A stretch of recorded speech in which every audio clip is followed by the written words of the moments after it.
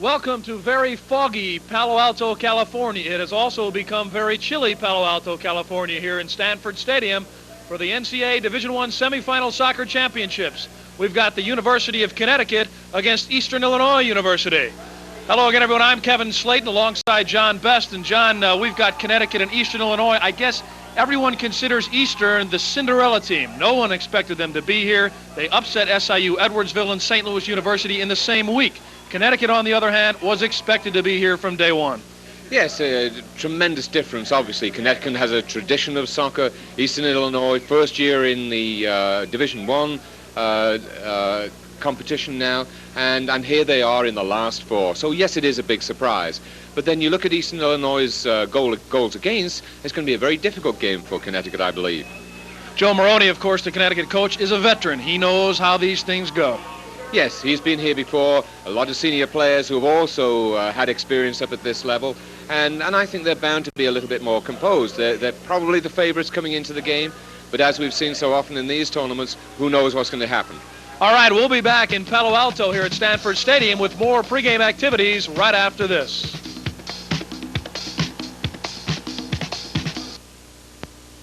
Holiday greetings from Budweiser.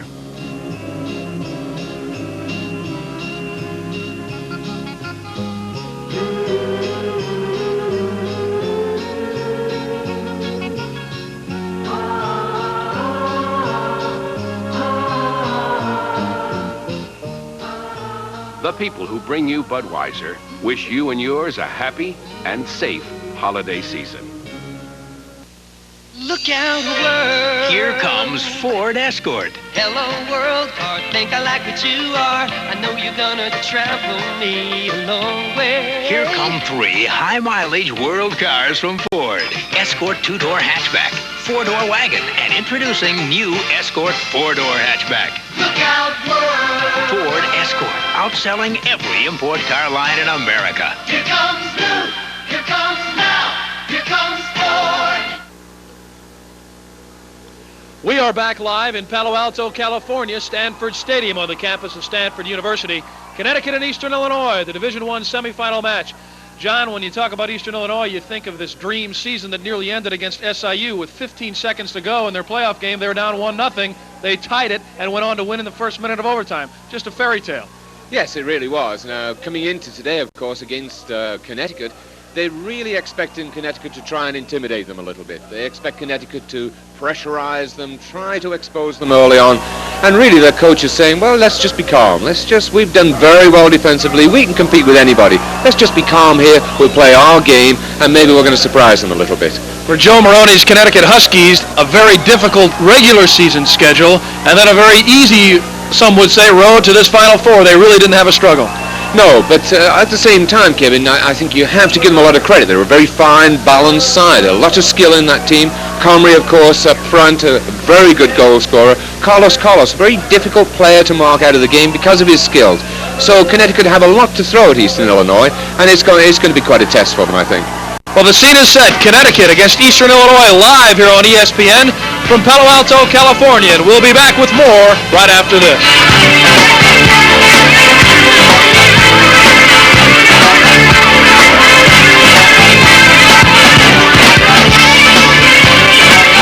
Success is a funny word. To some people it means a big title, a big office, big money.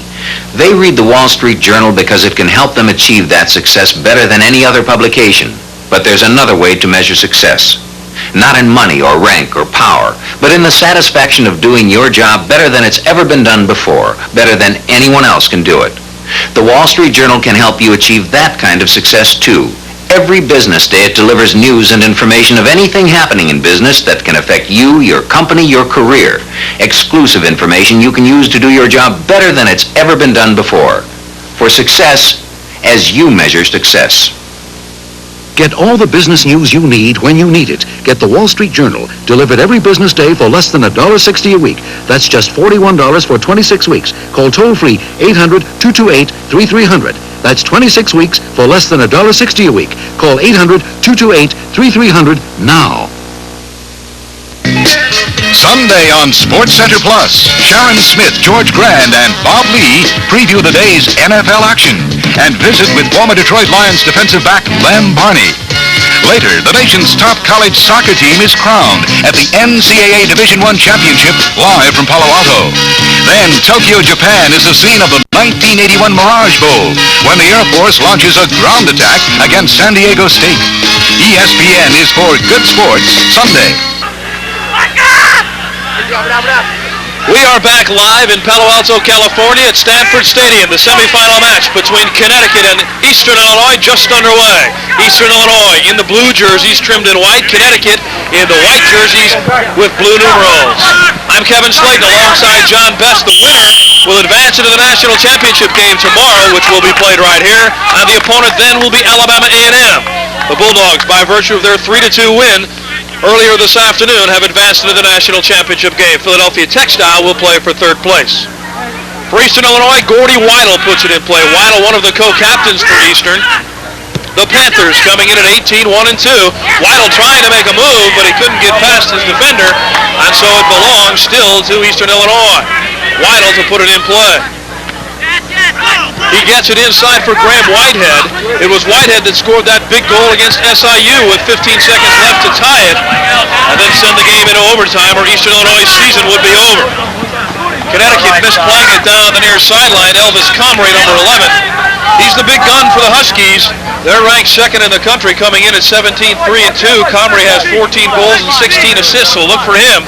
He'll be a big gun this afternoon. That is he with the ball. And he loses it out of bounds. Touched last that time by Vincente DeBella for Eastern Illinois. To put it in play for the Huskies, Jim Lyman. He's got the ball now. Lyman chipping it downfield and is headed out of trouble momentarily. This is DeBella for Eastern. Comrie all over him. Now Lyman takes control, but the whistle went against Connecticut. Guys, let's switch it. John, I don't know that it was Lyman or Comrie who were the guilty parties that time. They both looked a little bit sheepish, Kevin, anyway. On the far side, Albert Haddad goes with it. Over for Randy DeRoos. DeRoos trying to get it outside for Silvano Corazza. Corazza, the big offensive threat for Eastern. This is McSpirit on the far side for Connecticut. He loses it out of bounds. Touched last by DeRoos of Eastern Illinois. For Eastern, the backs Albert Haddad, Randy DeRoos, Gordy Weidel, and Sando Adesi. In the midfield for Eastern, Aguiman Prempe, Graham Whitehead, and Vincente DeBella. And up front, Damian Kelly, Silvano Corazza, and Guy Calipari. The Huskies now in possession for Connecticut. They cross it over. This is Comrie on the give and go, but he loses control momentarily. That's Damian Kelly now for Eastern Illinois. Eastern trying to get something going. Prempe loses control. It goes out of bounds. Now the throw-in will go to Eastern. For Connecticut, in the backfield, Tim Massley, Jim Lyman, John Brubaker, and Charlie McSpirit. At the midfield, Eric Myron, Bill Maroney, the coach's son, Carlos. I'm not stuttering, that's his name. First name and second name are the same. And up front for the Huskies, Graciano Cornolo, Elvis Comrie, and Pedro De Brito, the All-American De Brito. 9 goals, 18 assists on the season for De Brito. Look for him, a big threat, number 7, along with Comrie, number 11. They get a lot of scoring punch from that front line. This is Lyman for Connecticut now. Gets it back to McSpirit, who sends it upfield, headed out of trouble by Weidel momentarily. And now Eastern controls. This is Haddad. Albert Haddad, a surprise starter today. Aldo Esposito normally starts in that spot, but Haddad was inserted at the last moment. Comrie now chips it backfield. This is Lyman. Outside he goes for Bill Maroney. Back to Lyman now on the give and go. Lyman chipping it downfield for De Brito. Pedro De Brito in the corner now for Connecticut. Looks for someone across the two, makes a fine move along the baseline. It's knocked out by Haddad. For Connecticut, John nearly had a good scoring opportunity. Bruno did very well there, of course, going down the line. And really, if he'd just been able to get that cross further back, it could have posed a lot of problems for Eastern Illinois. McSpirit giving it to Comrie now. Elvis Comrie shooting it inside for Cornolo, but he overshot him. And the keeper there easily for Eastern Illinois, Eric Hartman. He's a big kid, just a sophomore in goal for Eastern Illinois.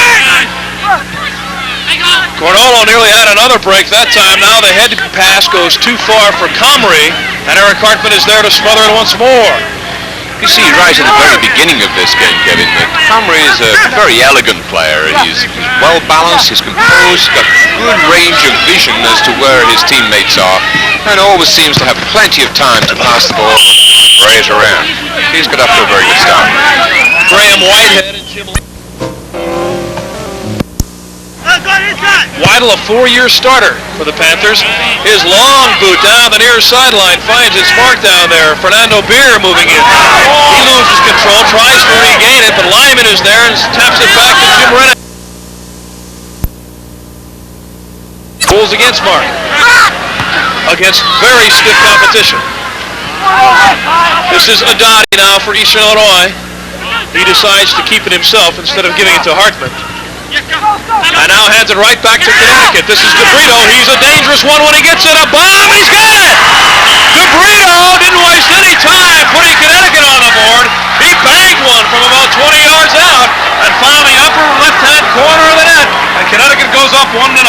What a tremendous goal, Kevin. A long-range shot where he picked his spot. And here we see the goal being set up. It's coming across. It's Carlos, I believe. Plays the ball into DeBrito. Good skill and control. Good balance. Looks up. Picks his spot. Right foot. And there it goes. Over the goalkeeper. Cannot get there. Cannot reach it.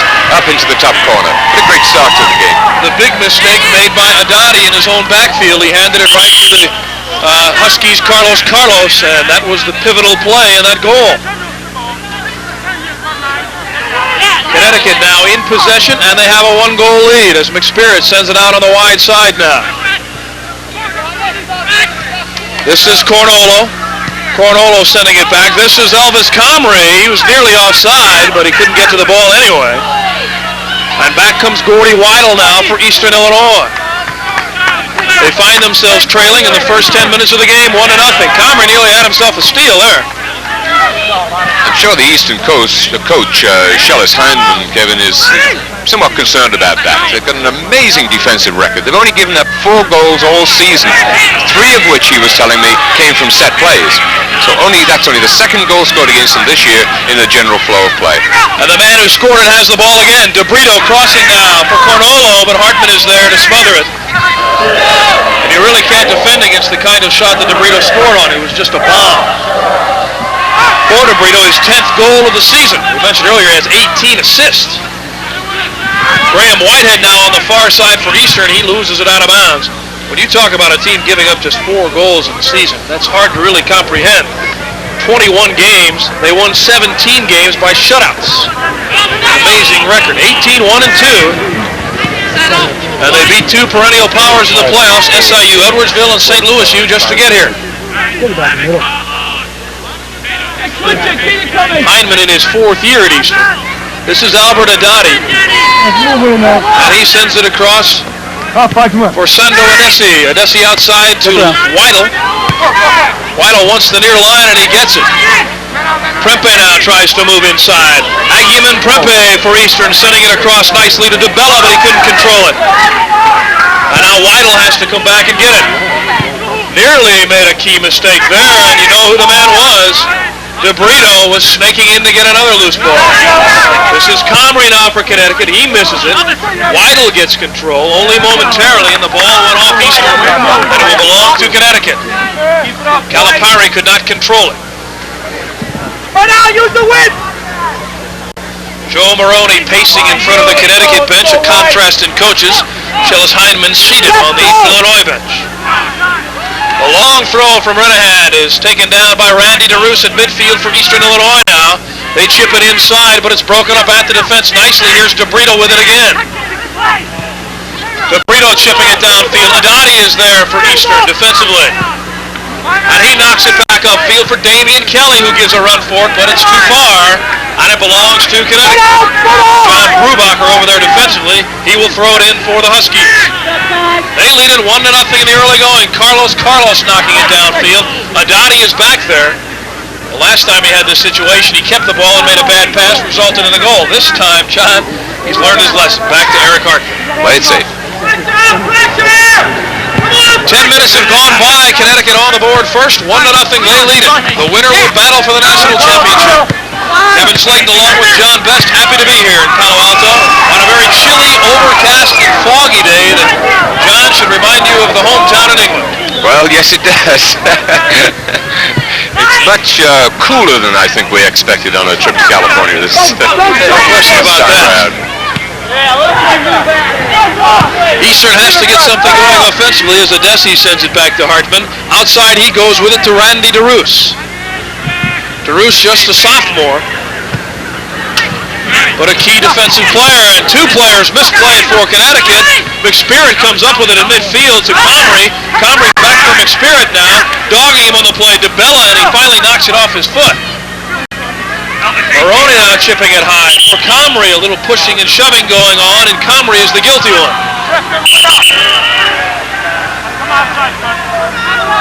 So they'll have to redo the play. Hartman puts it in play for Adati.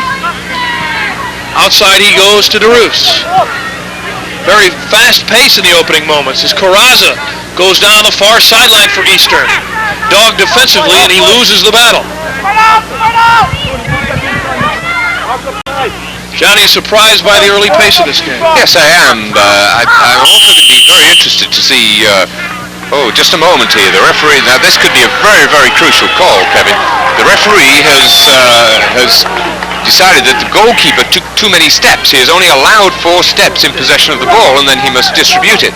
He said that the goalkeeper took more steps than that, and therefore has awarded an indirect free kick to the Eastern team, which is 17 yards out from the goal.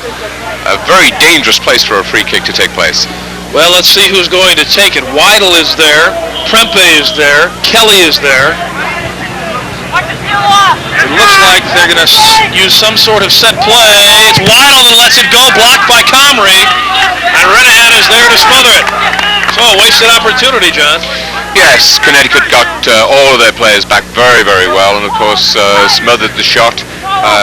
Really, I think the ball had to go a bit further wide. There were so many players in front of the goal there that it was very difficult for it to get through. A long throw comes outside for Maroney. Maroney kicked for DeBrito, but he overshot him, and Weidel is there now for Eastern. The Panthers and the Huskies doing battle here in Palo Alto. DeBrito with a great move for Comrie, who leaves it for DeBrito, but it's broken up nicely that time by Sandro Adesi. There is Joe Maroney patrolling the Connecticut sideline. Looks quite calm at the moment, Kevin. Well, he's enjoying a 1-goal lead early in the game, and that'll relax a few coaches. DeBrito with the cross, dangerous play. The ball is still loose. Comrie's after it, and it's knocked. It hits the flag. A foul has been called, however, and it will go against Comrie of Connecticut. There's Schillis Heineman. Even though he's down a goal, he seems pretty relaxed.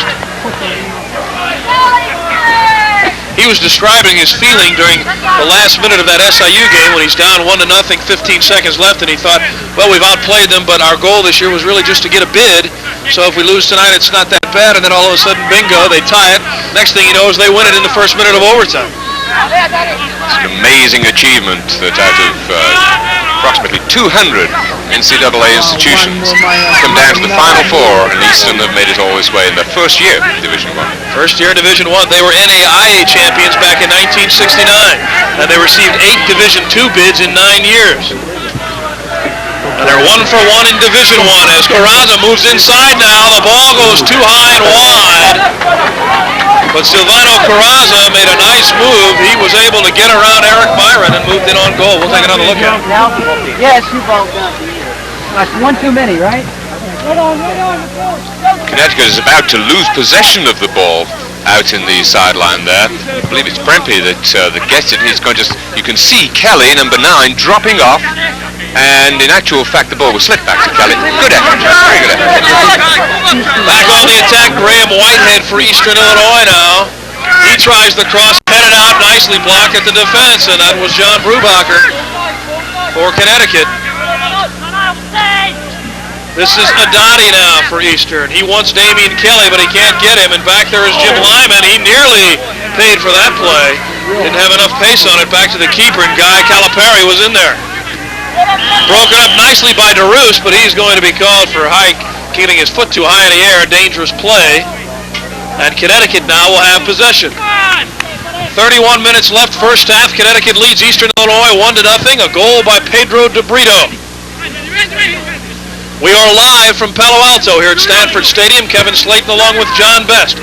Alabama A&M has sewed up a berth in the title game. They will play the winner of this one. The whistle is against Connecticut. Gordy Weidel restarts it immediately to Prempe. Agyeman Prempe now moving around Myron nicely. Prempe moving in, lets it go. Blocked at the defense that time nicely by Carlos. Comrie comes back the other way now for Connecticut. And he's taken down by Adati. Very quickly now, Connecticut gets it back into action. Comrie is there. Comrie along with McSpirit. They lose control now. Myron checks back and gets it for Connecticut. Outside he goes with it to Graciano Cornola. It goes over the end line and belongs to Connecticut.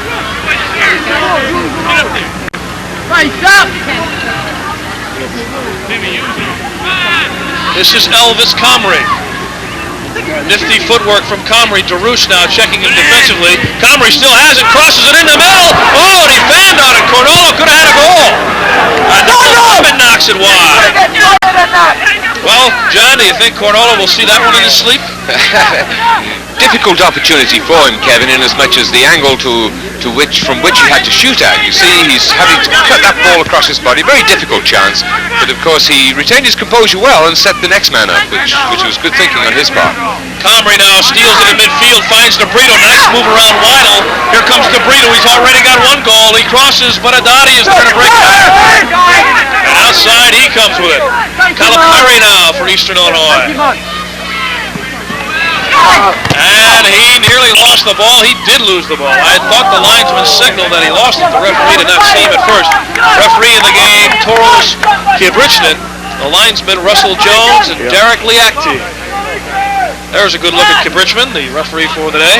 Very experienced referee, Kevin. Refereed for many years in the North American Soccer League. Lives down here in California, in LA as a matter of fact. And quite a veteran official. Eastern Illinois on the attack now. This is Adati. He's being dogged there by Carlos.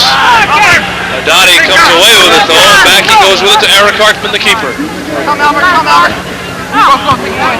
Adati now sends it across for Adesi. Adesi outside to DeRoos. Randy DeRoos in midfield goes around Pompey, but it's out of bounds and it belongs to Connecticut. So DeRoos made a nice move, but he couldn't control it. Carlos now has it intercepted by DeRoos. Back for Eastern. Graham Whitehead loses it momentarily. Adesi now sends it upfield for DeBella. DeBella outside. This is Coraza. He wants Prempe. Prempe knocked off the ball that time by Myron. And Connecticut comes back with it. Elvis Comrie. The Huskies with the ball in the lead. 1-0. A long pass on left wing was intended for DeBrito, but Gordy Weidel was there to intercept it. Adati now comes back the other way for Calipari, streaking down the sideline. Nice play defensively by Charlie McSpirit, and he makes his keeper make a fine save of the ball to prevent a corner kick. Renahan had to be there, and he made a fine play. 27 minutes left, first half. Connecticut on top on a goal by DeBrito, 1-0. And really, John, most of the play has been in the Eastern Illinois zone. Yes, they're going to have to solve the problem from a defensive standpoint, of course, of DeBrito, because he's caused some problems down on the left wing, which is where he's playing. He's been able to get behind the defense and really create a few problems for them. Bill Maroney, I should say, had a nice run of it there for Connecticut. But it was knocked off his foot, and now Adati taps it back to his keeper. Outside he comes with it to Adesi. Sandro Adesi. This is Gordy Weidel. Moves around DeBrito nicely, and now moves up the near sideline. And the whistle this time goes against Jim Lyman. Immediately Weidel puts it into play for Damien Kelly. Kelly from Dublin, Ireland. I suppose the name would suggest that alone. Inside they go for Calipari down in the corner battling with Lyman. Lyman wins that battle and gets it back to Renahan. Well played by Lyman. Good composure, contained the attacking player well, shielded the ball, calmly played it back to his goalkeeper. A long throw by Renahan. I'll tell you, he can throw the ball with one arm about as far as most people can kick it. Donnie now boots it down.